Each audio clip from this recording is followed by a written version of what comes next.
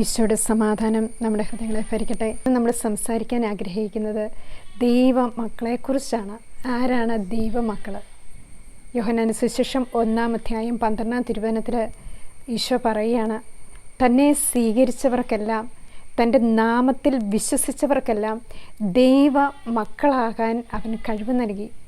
ഈശോയെ സ്നേഹിച്ചവർക്ക്, ഈശോയെ വിശ്വസിക്കുന്നവർക്ക് ദൈവ മക്കളാകാനുള്ള കൃപ കർത്താവ് നൽകുകയാണ്. നമ്മൾ ദൈവ മക്കളാണോ? നമുക്ക് നമ്മളോട് തന്നെ ചോദിക്കാം. നമ്മൾ ഈശോയെ സ്വീകരിച്ചിട്ടുണ്ടോ?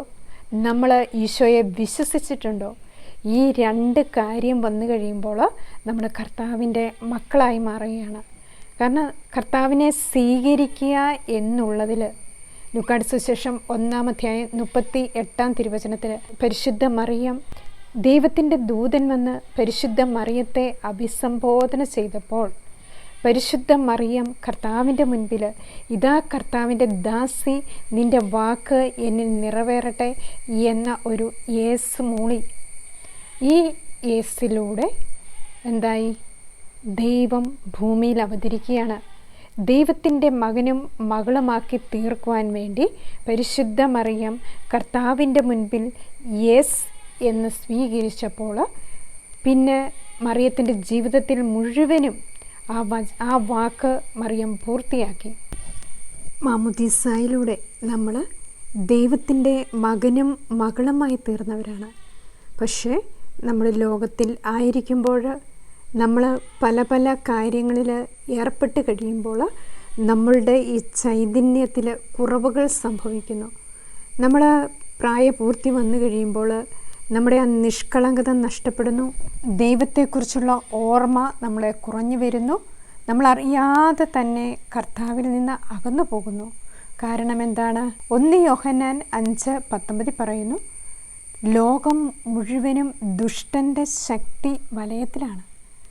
ലോകം മുഴുവനും ഒരു ശക്തി വലയമുണ്ട്. അതുപോലെ തന്നെ ഉൽപ്പത്തി പുസ്തകം 1-ാം അധ്യായം 2-ാം തിരുവചനത്തിലും ജ്ഞാനത്തിൻ്റെ പുസ്തകം 1-ാം അധ്യായം 7-ാം തിരുവചനത്തിലും പറയുകയാണ്, കർത്താവിൻ്റെ ആത്മാവിനാൽ ലോകം നിറഞ്ഞിരിക്കുന്നു. വിശുദ്ധ ഗ്രന്ഥത്തിൽ 2 കാര്യങ്ങളും പറയുന്നുണ്ട്. യോഹന്നാൻ ശ്ലീഹ വെളിപ്പെടുത്തുന്നതാണ് 1 യോഹന്നാൻ 5:19 ലോകം മുഴുവനും ദുഷ്ടൻ്റെ ശക്തി വലയത്തിലാണ്. ഈ 2 ശക്തി വലയത്തിലും നമ്മൾ ജീവിക്കുകയാണ്.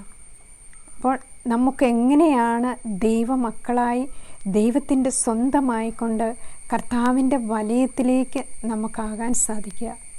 നിരന്തരമായ പ്രാർത്ഥന, പരിശുദ്ധ കുർബാനയോടുള്ള നമ്മുടെ ഭക്തി, വിശുദ്ധ ഗ്രന്ഥ വായന, ഇതെല്ലാം നമുക്കെന്താണ്? ദൈവവുമായിട്ടുള്ള ആഴമായ ബന്ധം നമ്മളിലുണ്ടാക്കുന്നു.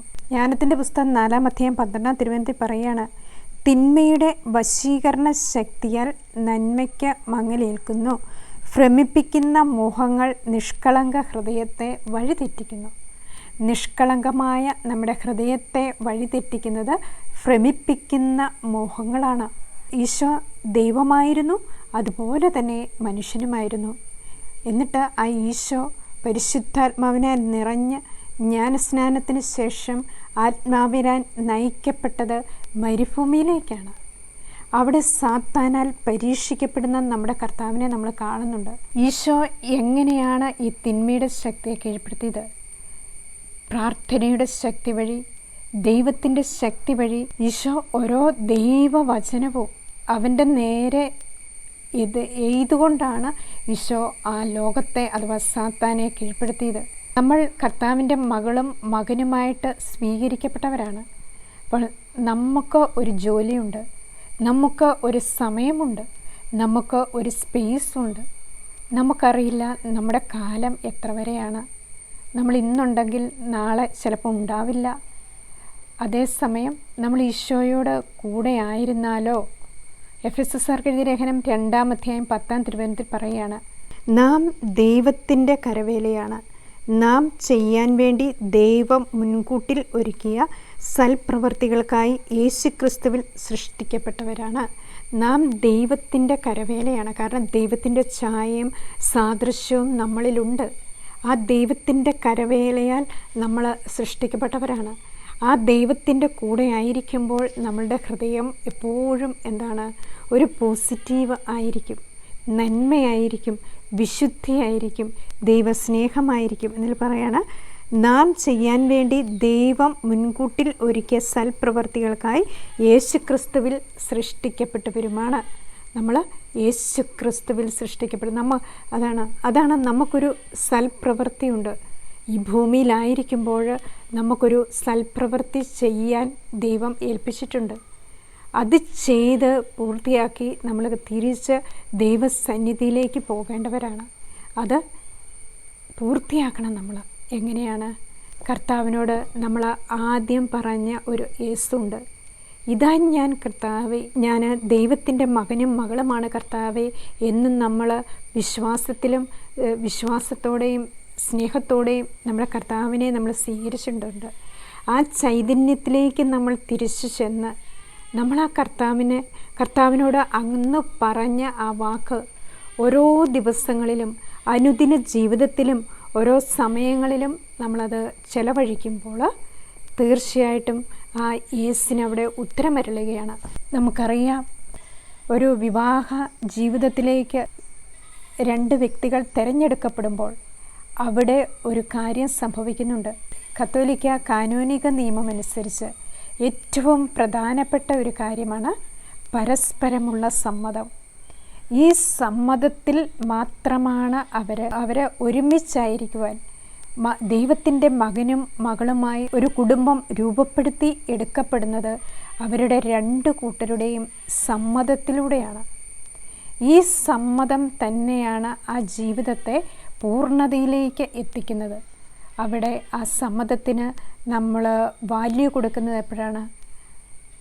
നമ്മുടെ ജീവിതത്തിൻ്റെ പ്രശ്നങ്ങളിൽ, സുഖത്തിലും ദുഃഖത്തിലും സന്തോഷത്തിലും അപമാനത്തിലും ദാരിദ്ര്യത്തിലും സന്തോഷത്തിലും എല്ലാം ഞങ്ങൾ ഒരുമിച്ചായിരുന്നു കൊള്ളാം എന്നുള്ള ഒരു വാക്കിലൂടെ അവർ കർത്താവുമായിട്ട് ഒന്നാകുകയാണ്. ആ ജീവിതത്തിൽ അവർ പ്രാവർത്തികമാക്കുമ്പോൾ ക്രിസ്തുവിൻ്റെ വഴിയിലൂടെ നടക്കപ്പെടുന്നു. ഇതുപോലെ നമ്മുടെ എല്ലാവരുടെയും ജീവിതത്തിൽ നമ്മൾ ദൈവത്തോട് ഒരു കാര്യം സമ്മതിക്കുമ്പോൾ അവ നമ്മൾ പൂർത്തിയാക്കാൻ കടപ്പെട്ടവരാണ്. ഗലാത്യർക്ക് എഴുതിയ ലേഖനം 6-ാം അധ്യായം 7-ാം തിരുവചനത്തിൽ പറയാണ്, നിങ്ങൾക്ക് വ്യാമോഹം വേണ്ട, ദൈവത്തെ കബളിപ്പിക്കാൻ ആകില്ല. മനുഷ്യൻ വിതയ്ക്കുന്നത് തന്നെ കൊയ്യുന്നു. എന്തെന്നാൽ സ്വന്തം ജഡത്തിനായി വിതയ്ക്കുന്നവൻ ജഡത്തിൽ നിന്ന് നാശം കൊയ്തെടുക്കും, ആത്മാവിനായി വിതയ്ക്കുന്നവനാവട്ടെ ആത്മാവിൽ നിന്ന് നിത്യജീവൻ കൊയ്തെടുക്കും. പൗലോസ്ലീഹ എന്താണ് പറയുക? ദൈവത്തെ കബളിപ്പിക്കാൻ സാധിക്കുകയില്ല. നമ്മൾ ആത്മാർത്ഥതയോടും വിശ്വസ്തയോടും സ്നേഹത്തോടും കൂടി ചെയ്യുമ്പോൾ അവിടെ ആ യേസിന് പൂർണ്ണത വരികയാണ്. ഓരോ ദിവസങ്ങളിലും ഓരോ സമയങ്ങളിലും അതിൻ്റെ പൂർണ്ണതയിലേക്ക് അത് എത്തപ്പെടുകയാണ്. അപ്പോൾ നാം ഓരോരുത്തരും കർത്താവിൻ്റെ കൃപയിൽ പാത്രമാകാൻ വിളിക്കപ്പെട്ടവരാണ്. കർത്താവിന് നമ്മൾ കൊടുത്ത സമ്മതം കൂടുതലും പാലിക്കുവാൻ നമുക്ക് അത്യുന്നതനായ ദൈവത്തോട് പ്രാർത്ഥിക്കാം. തീർച്ചയായും അതിലൂടെ ആ വിശ്വസ്തത എന്ന പുണ്യം നമ്മൾ കാത്തു സൂക്ഷിക്കുന്നുണ്ട്. മത്തായിയുടെ സുവിശേഷം 13-ാം അധ്യായത്തിൽ 44 മുതലൊക്കെയുള്ള തിരുവചനത്തിൽ ഈശോ പറയുന്നുണ്ട്, ദൈവരാജ്യം എന്തിനോടാണ് ഉപമിച്ചിരിക്കുന്നത്? വയലിൽ ഒളിച്ചു വെച്ചിരിക്കുന്ന നിധിക്ക് തുല്യമാണ്. ആ നിധി കണ്ടെത്തുന്നവൻ തനിക്കുള്ളതെല്ലാം വിറ്റ് ആ നിധി സ്വന്തമാക്കുന്നു എന്ന് പറഞ്ഞതുപോലെ നമ്മുടെ ഹൃദയത്തിലുള്ള എല്ലാ വിഗ്രഹങ്ങളും എടുത്തു മാറ്റി അവിടെ ഈശോയ്ക്ക് നമ്മൾ 1-ാം സ്ഥാനം കൊടുത്ത് വരുമ്പോൾ ആ യേസിന് ഒരു പൂർണ്ണത ഉണ്ടാകുകയാണ്. അതിലൂടെ ദൈവം മഹത്വപ്പെടുകയാണ്. നമ്മുടെയൊക്കെ ജീവിതത്തിൽ എപ്പോഴും നമ്മൾ ആ അത്യുന്നതനെ ദൈവത്തെ മഹത്വപ്പെടുത്തുവാൻ വിളിക്കപ്പെട്ടവരാണ്. നമ്മുടെ ഒരു ദിവസത്തേക്കിനുള്ളതല്ല, ഒരു ധ്യാനത്തിൽ മാത്രം ആയിരിക്കാനുള്ളതല്ല. ഓരോ ദിവസങ്ങളിലും നമ്മളിൽ അത് നടന്നുകൊണ്ടിരിക്കുന്ന ഒരു പ്രക്രിയയാണ്. യോഹന്നാന്റെ സുവിശേഷം 3-ാം അധ്യായം 3-ാം വാക്യവും 5-ാം വാക്യത്തിലും ഒക്കെ യോഹന്നാൻ ശ്ലീഹായിലൂടെ പറയാണ്, വീണ്ടും ജനിക്കുന്നില്ല എങ്കിൽ ഒരുവനും ദൈവരാജ്യം കാണാൻ സാധിക്കുകയില്ല, ദൈവരാജ്യത്തിൽ പ്രവേശിക്കാൻ സാധിക്കുകയില്ല.